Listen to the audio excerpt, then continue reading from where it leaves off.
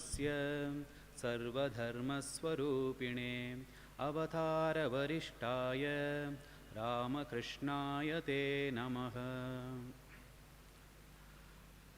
My respectful namaskars to all of you. So let us continue with the topic, the basics of Vedanta. See, in the last class, we took a very brief look at the meaning of the word Vedanta. So what I said was, the primary meaning of the word Veda, or of course specifically called Vedanta, is knowledge. And the secondary reference to the meaning of the word Vedanta is the text where the knowledge is being embedded. The text is called as also Vedanta, which of course we call it as Upanishads. Now, apart from this text called Upanishads, there are two other texts, which is one is Bhagavad Gita and the other one is Brahma Sutra. Both of them are also, in a very broader sense, can be termed as Vedanta. Now, the three texts, the Upanishads, the Bhagavad Gita, and the Brahma Sutra, these three texts can be grouped under a general term called as scriptures. This word you might have heard about that, scriptures. The scriptures in Sanskrit is called as Shastram. So what is the meaning of the Shastram? Sha means to command or to teach. There can be both meanings, to command and to teach, and Tra means to save. So that which saves the humanity from the problems by commandment, by teaching in the initial stages, and then by enlightening him in the later stages is what is called as Shastram. So the initial stages we have to command, and then later stages it enlightens, it brings into the understandings. So by this it saves the human beings from various different types of problems. Now, these three books are in our spiritual traditions considered to be as the three primary sources of knowledge. These three books reveals the inner reality of our real nature, which is called as Atma Jnana, in three different ways. That is why these three books are called in our tradition as Prasthana Trayam. Now, what is meant by Prasthana? Prasthana means the method. Trayam means the threefold. So, the threefold method of revealing our own real nature is being done by these three texts, Upanishads, Bhagavad Gita, and the Brahma Sutra. In the last class, we saw what is Upanishad. So, Upanishad is also called as Shruti Prasthana. Prasthana, I have given the meaning. So, Shruti is that what is being heard, Shru to hear.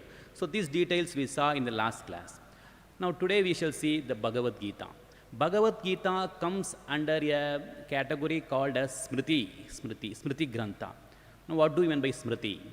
Smriti means that which has borrowed the ideas from the Shruti and made it much simpler and present it in its own style.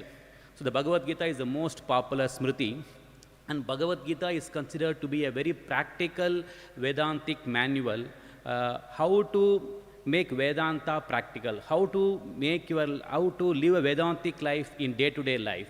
So these things are very beautifully seen in a simpler manner being analyzed in Bhagavad Gita. So this comes under the, what is that? Smriti Prasthana. The next one is what is called as the Nyaya Prasthana, which is called as the Brahma Sutra. Sutra means aphorism. That's separate literature called as aphorism. Sutra means aphorism. What is my aphorism? Aphorism is nothing but a very pithy, terse saying, a small one-line thing, which contains a lot of very packed ideas. So this is called as the Sutra, aphorism. Very popularly, you might have heard about Patanjali Yoga Sutra. So this is such a type of thing. It's a Vedantic Sutra called as Brahma Sutra, written by Vyasacharya. Now, what is the purpose of this Brahma Sutra? This Brahma Sutra gives a logical reasoning support for the Upanishads. So there are three scriptures. One is the Upanishads, the second one is the Bhagavad Gita, and the third one is the Brahma Sutra. All the three are also called as Vedanta. Why I mention is that Vedanta consists of all these three texts. Now, so these three texts are also called as liberating trio. It has been called a liberating trio, which liberates a man. By the study of these scriptures, a man gets liberation. Now, we all know the importance of scriptures, and the study of scriptures has been stressed by all the great spiritual teachers from time immemorial. Now, I will just paraphrase some golden words of Swami Vivekananda from a talk which he gave in Kumbakonam, the talk titled as The Mission of Vedanta. Beautiful words, you can just listen. Arise, awake, awake from the hypnotism of weakness, stand up and assert yourself and proclaim the God within you. Do not deny Him. Dehypnotize yourself. How to do it? The way to do is found in your sacred books. When he mentions sacred books, it's nothing but the scriptures, it's nothing but the Vedanta. So, with this elevating thought, let me close our today's talk. Let us see further. Om Shanti Shanti Shanti Harihi Om Tat Sat Sri Ramakrishna Arpanamastu.